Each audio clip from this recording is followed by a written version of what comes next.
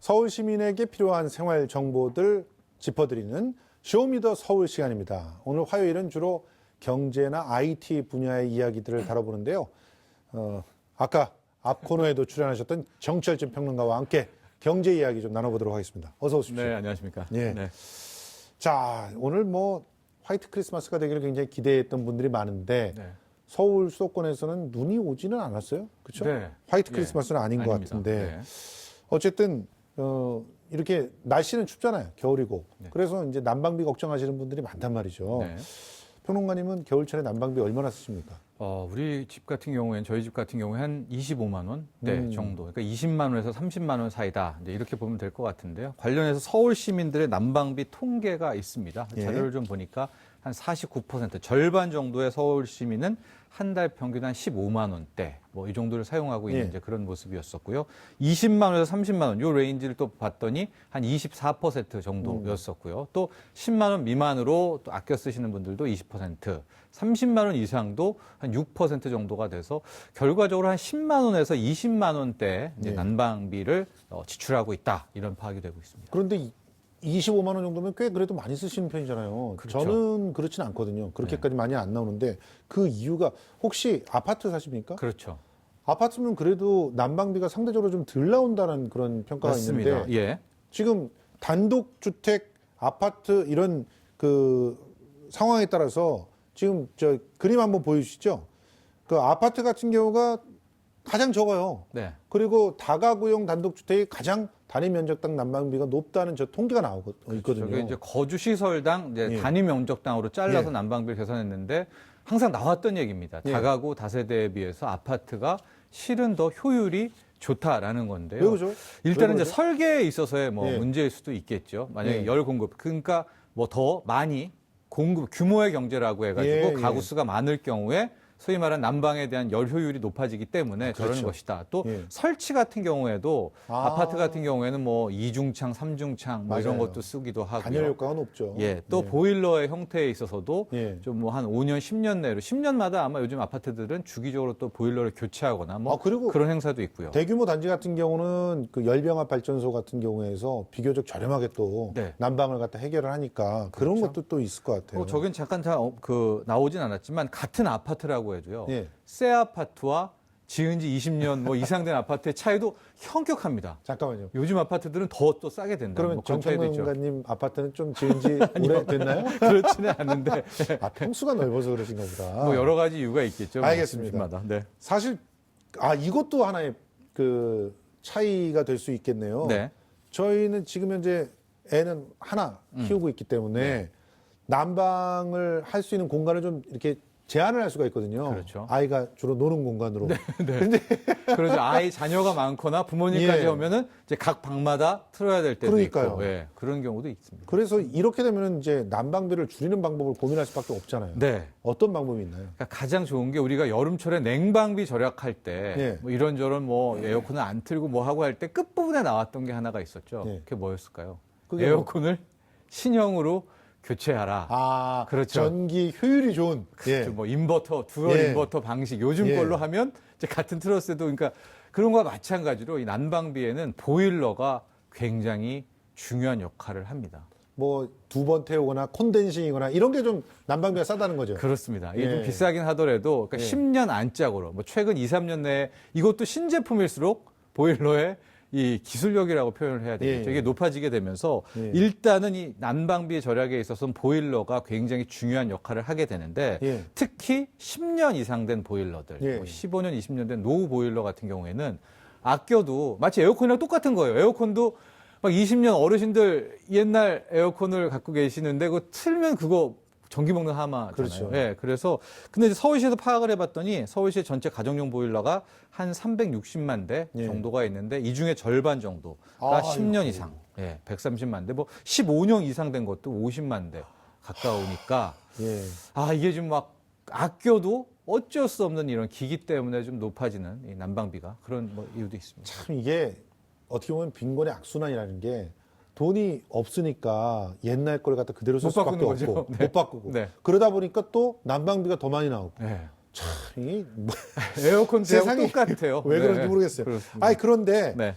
이 사전에 점검 잘하고 네. 그리고 또 정말 제때 딱 교체하고 이러면은 난방비를 확실히 줄일 수가 있는 거죠. 네. 그리고 이제 서울시가 12월 한 달 동안에요. 현재 도시가스 5개 회사와 함께 협력을 해서 10년 이상 된 노후 보일러를 교체하는 가정을 대상으로 해서 여러 가지 무료 컨설팅을 이제 실시를 하고 있습니다. 그러니까 예. 동료를 좀 이제 관해서 지자체에서 해주고 있는 그런 건데요. 이제 실질적으로 요즘에 나온 이 친환경 보일러 같은 경우에는 예. 열 효율이 92%. 예, 맞아요. 이 정도면 거의 완전 열 효율인 거죠. 그렇죠. 완전 92%까지 연소에 가까운 완전 거예요. 연소를 하게 되는 것이고, 실은 뭐 질소 산화물이라든가 이런 뭐 대기가스 그런 것들도 굉장히 줄일 수가 있게 되는 거거든요. 예. 여기들을 이제 점검을 하게 되는 거 신청을 하게 되면 이런저런 안내도 받을 수가 있습니다. 지금 화면에 나오고 있는데요. 예. 일단은 저 표 중에서 제일 눈에 들어오는 게 아마 시청자분들은 설치 가격일 거예요. 예. 우리가 말하는 그 컨덴싱 오. 방식이 친환경이 한 90만 원 정도인데 예, 예.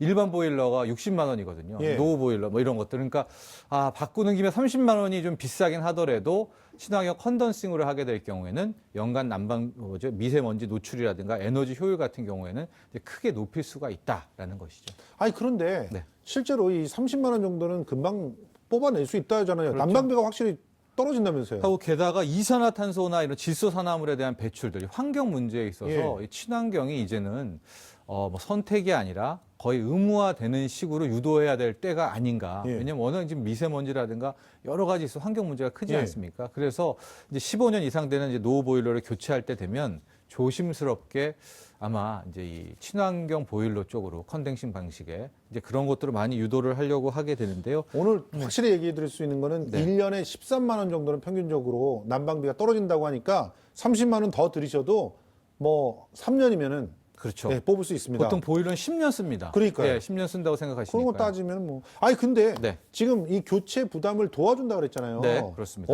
어떤 식으로 얼만큼이나 보조를 해준다는 일단 거예요? 현재 서울시에서는요. 예. 일반 보일러를 친환경 컨덴싱입니다. 예. 그냥 새 보일러가 아니라 예. 친환경 보일러를 신청을 할 때 예. 10% 할인된 가격에 오. 구입을 할 수가 있고요. 예. 카드사 중에서도 이 비치 카드와 어느 정도 이 협약을 맺어가지고 예, 예. 12개월 무이자, 1년 무이자 할부 혜택이니까 90만 원이니까 잠깐만 네. 20만 원으로 30만 원 더 내야 될 게 20만 원으로 줄어드는 거예요. 그렇죠. 거기에다가 예. 그걸 12개월로 일단 무이자, 물론 이제 BC 카드를 써야 되겠지만 예. 이제 이런 거를 두게 되면서 정부가 유도를 하고 있는데 이 계산법에 따르면 6년이 지난다. 예. 이제 친환경 보일러를 설치하고 예. 그렇다면 모든 것들을 다 뽑고 예. 남죠. 뽑고 회수할 수가 있고 게다가 소위 말하는 환경 문제에 있어서도 혁혁한 역할을 우리 가정이 하게 되는. 아니 그런 거기다가 효과가 또 있습니다. 이런 그 친환경 보일러를 쓰게 되면 네.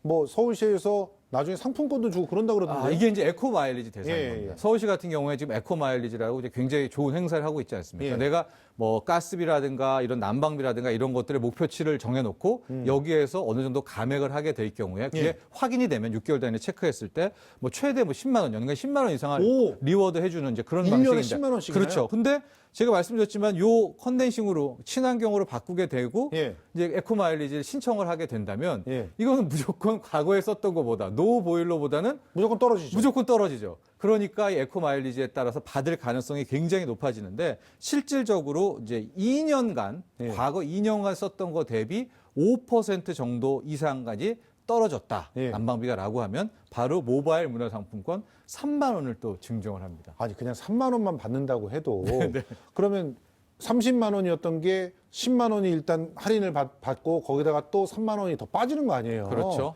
그렇기 게다가 때문에 무이자 할부 있고 예. 마치 우리가 뭐 이걸 뭘 판매하는 것 같기는 한데 이런 혜택이 있고요. 이게 이번에 지금 좀 내년 돈을 쓰셔야 2월 될 것 말까지입니다. 같아요. 예, 그렇기 내년 2월 때문에 말까지. 2월 말까지 혜택이 이번 있으니까 기회에 한번 바꾸시는 게 좋을 것 오래된 같아요. 보일러는요. 네. 그런데 에코 마일리지가 또 다양한 데서 활용이 되고 있잖아요. 그렇죠. 아까 말한 난방비, 가스비. 왜냐하면 예. 가스도 우리 에코와 굉장히 관계가 있는 거 아닙니까? 그렇죠. 그래서 가스비 예. 같은 경우에도 줄여올 때는 여러 가지 할인 혜택이 주는데 예. 가스비 관련해서 앱 하나를 좀 소개를 해드리려고 합니다. 예. 가스락이라는 앱인데 가스락. 예, 요즘에 저런 형태들이 많이 나오고 있는데 예. 저 앱을 이제 받은 다음에 이제 어느 정도 열고 닫고 할 때마다 예. 차곡차곡 이 캐시들이 이렇게 축축축 쌓이게 되는. 예. 우리가 걷기에도 이게 많이 있는 거 아니겠습니까? 예. 그래서 이제 저런 것들을 해가지고 논다면은 이제 많은 정도의 뭐 수천 원대 정도까지는 할인을 받을 수가 있게 되는 그런 형태가 되고 있습니다. 아, 이거는 그냥 뭘 줄인다 이런 게 아니라 네. 그냥 앱에서 광고를 본다거나 뭐 이벤트에 참여한다거나 그러면 이제 돈이 쌓이는 거군요. 캐시가 쌓이는 거고 예. 그걸 가지고 이제 가스비를 내게 될 경우가 있으니까 그렇게 예. 되면은 한 뭐 수천 원 이상은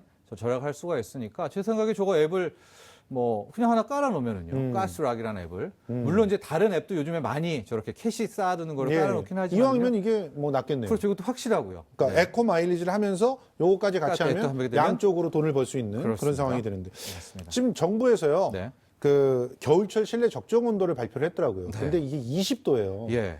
근데 솔직히 20도는 좀 실내에서 활동하기 좀 추운 온도가 아닌가. 왜 이렇게 낮게? 저도 이걸 보고 좀 제가 잘못 알고 있었는데 예. 저는 이제 여름도 그렇고 해서 23도 정도로 이게 적정 온도로 알고 있었는데 겨울철 실내 온도는 이제 지경부하고 에너지관리공단이 20도로 이제 얘기를 했습니다. 그것이 너무나 높은 가령 22도, 23도 같은 경우에 집안에 있다가 바로 외출을 할 경우에 오히려 면역력이 떨어지면서 아, 예, 갑자기 추운데 나가면은 건강을 해칠 이제 위험이 있다라는 거죠. 이게 그거군요. 그러니까 여름철에 너무 시원한 데 있다가 갑자기 더운 데로 가면은 감기에 걸리는 것처럼 그렇죠. 너무 따뜻한 데 있다가 또 너무 추운 데로 가면은 그만큼 몸이 반응을 잘 못하니까 네. 감기에 걸릴 확률이 높구나. 예, 그래서 이제 20도로 했고 그 다음에 또 하나가 이제 실내 온도 같은 경우에는 1도마다 예. 거의 7%의 에너지의 증감 부분이 있고 아. 난방비가 거의 20%가 왔다 갔다 하는 거예요. 아. 그러니까 1도를 높일 때는 난방비가 20%가 더 나가게 되는 이제 그런 예. 효과가 있기 때문에 20도가 가장 적정하다. 다시 한번 말씀드리지만 요즘 보일러들은 이제 목표 온도가 예. 다 있습니다. 이렇게 아파트들도요. 예. 그때 주로 아마 22도로 많이 올려줄 것 같아요. 저는 23도로 해놨는데 예. 1도만 좀 낮춰봐야 되겠네요. 일단 1도만 낮추면 일단 뭐 한 7% 난방 연료를 갖다 절감할 수 그렇죠. 있다는 거죠. 절감하고 그러다가 이제 예. 20도까지 점점점 내리게 될 텐데요. 이제 그래서 많은 이제 조언도 있는데 집에서도 내복을 입자 하고 집에서도 요즘 수면 바지라고 하죠. 이렇게 아, 그거 진짜 미끌미끌하는 따뜻해요. 예. 그거라든가 양말을 예. 꼭 신자. 근데 이런 뭐 아니면 슬리퍼를 털 슬리퍼 같은 것들을 신자. 아니 그럼 것들이 이런 많이 거를 나오고 착용하면 있습니다. 몇 네. 도까지 더 올릴 수가 있는 거예요? 뭐 그런 걸로 하게 되면 체온이 한 2도 이상, 많게는 아. 3도까지도. 그러면 그래서 3도는 글쎄요. 제가 너무 높이는데 그러니까 제가- 2도까지는 가능합니다. 제가 충분히. 20한 1도 정도로 이렇게 해놓고 네. 이제 내복이나 이런 걸 입고 양말 실내에서 신고. 활동을 하면은 예. 한 23도 정도 해놓은 것 같은 그런 그렇죠. 효과를 수면 바지 입고 예, 하면 얻을 수가 있네요. 얻을 수가 있죠. 아 그리고 네. 또 똑같은 온도인데 네. 더 따뜻하게 느끼게 하는 그런 방법이 있다면서요? 그러니까 요즘엔 너무 많이 알려져 있는 팁이기는 한데 예. 이제 보일러를 이제 틀어주잖아요. 보통 이제 아이들 잘 때 그게 한두 시간 틀고 어머니들이 끕니다. 근데 그때 가습기를 함께 트는 겁니다. 아, 그럴 예. 경우에 실질적으로 보호 효과가 굉장히 널리 퍼지고 예. 또 오래 간다라고 해요. 예. 그렇기 때문에 보일러를 교체할 때 제 생각에는 가습기도 뭐 다 있으시겠죠. 예, 예. 하나를 또 구입하셔가지고 뭐 하게 된다면은 일석이조의 효과고 이 난방비 절약에 있어서 항상 굉장히 효과가 있다. 이거는 뭐 이미 거의 많은 사람들에게 효과를 본 거거든요. 예. 그래서 가습기와 보일러를 함께 사용하자라는 팁도 전해드립니다. 근데 저는 무엇보다도 이 난방의 핵심은 단열이 아닌가 생각하거든요. 그렇죠. 그러니까 창이나 이런 걸로 빠져나가는 그런 그 열을 네. 조금만 더 줄여주기만 해도 훨씬 더 따뜻하게 이렇게 실내에서 살 수 있지 않나 이렇게 생각을 하거든요.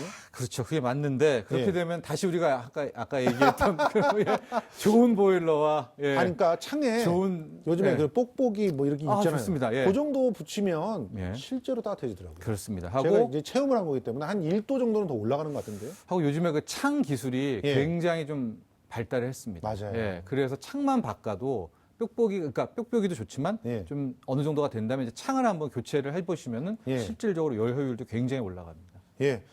문을 닫고 주무시는 것도 방법이에요. 꼭 이 겨울인데도 뭐 빨래 같은 거 널어놓으라고 또 환기해 놓으라고 문 열어놓고 놨다가 네. 깜빡하고 또 그냥 그러고 주무시다 감기 걸리고 그런다니까요. 아, 그런가요? 그러니까 실제로는 열이 빠져나가지 않게 하는 것도 굉장히 중요하다는 말씀을 드리고 싶네요.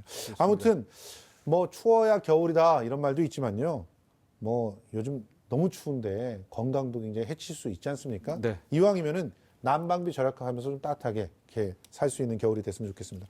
오늘 쇼미더 서울 이전에 오늘의 IQ 시간부터 정철진 평론가 지켜주셨습니다. 네. 오늘 정말 고생 많으셨습니다. 감사합니다.